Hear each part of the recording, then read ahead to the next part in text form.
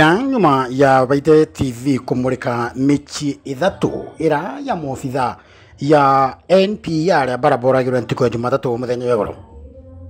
Riu mofitha ya ukaria ndene ya Gembe North ni bachikinyitie michi ira yo ithatu na bakiaria ni betite na bakambiria kwarania bo untubukoni mitaratara na mibango ira irio rira bethira bakinyani bendere kumenya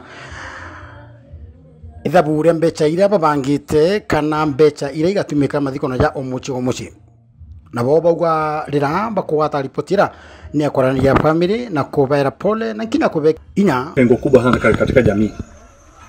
Mama amepoteza mume, watoto wamepoteza baba, dada amepoteza ndugu amepoteza kaka yake, mama amepoteza mtoto, jirani amepoteza jirani. Na rafiki wamepoteza nani? Rafiki. Ndio tumefika hapa siku ya leo kama ofisi tuwapatie pole. Ya Moses kufariki na tuseme pole. Leta pole za ofisi. Alafu tumetumwa tuchukue ujumbe na program ya familia ile itaendelea. Otherwise nasema pole sana. Kwa sababu tunaona tunauliza secretary ya machama kusudi tuweze tunazuia maafa zingine sisi tokee tena.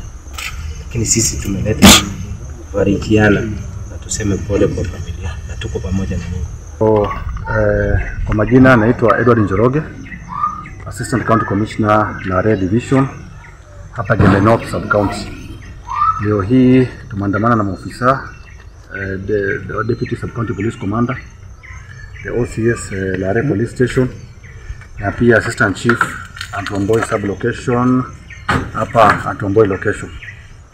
So leo tumekuwa na shughuli ya kutembelea zile boma tatu za maofisa wetu wa kitengo cha NPR ambao walituacha siku ya Jumatatu kufuatia kile kisanga cha wavamizi.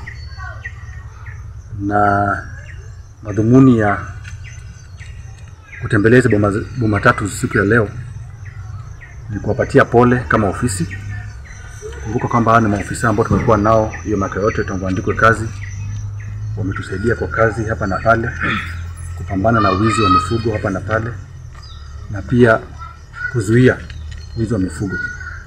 So tumetembea kwa boma hizo tatu kufariji familia zote tatu, kuwapatia pole na pia kujua ile mikakati ambayo wameweka kama familia ya kupumzisha wapendwa wao, na sisi kama ofisi tujue mahali ambako tutaingilia, ndio sote kama ofisi na familia tuweze kupatana katikati ili tupatie wapendwa wetu safari ya mwisho.